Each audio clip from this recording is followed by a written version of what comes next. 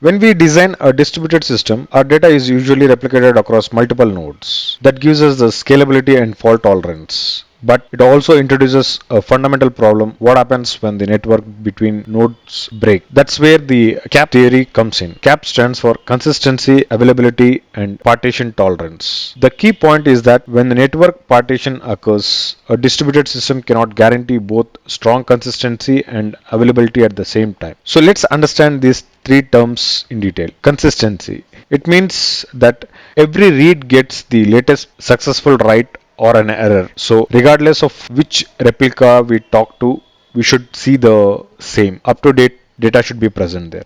Second is availability. It means that every request gets a response even if the response might not contain the latest data. Third, partition tolerance.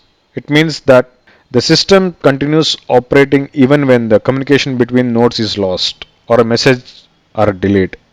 Now here is an important part for an interview point of view.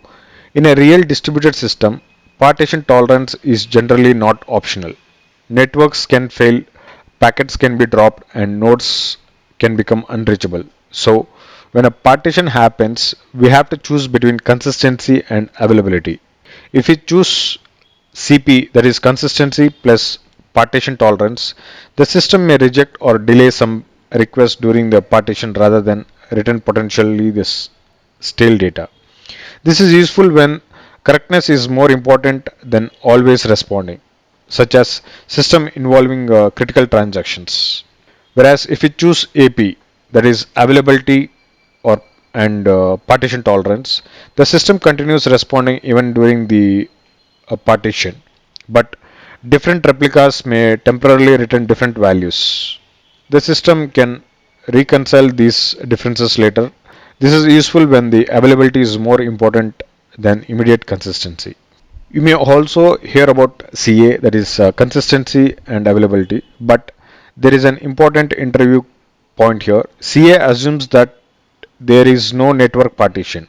In a truly distributed system where partition must be tolerated, you cannot rely on CA as a practical choice. So the simplest way to remember CAP is: when there is no partition, you can have consistency and availability.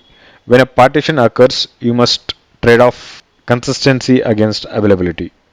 And whenever the interviewer is asking this type of questions, just don't simply say that the database is CP or the database is AP. Instead, explain what your application needs during a network failure or and why you are choosing the consistency or availability. The trade-off is the real value of the CAP theorem in system design.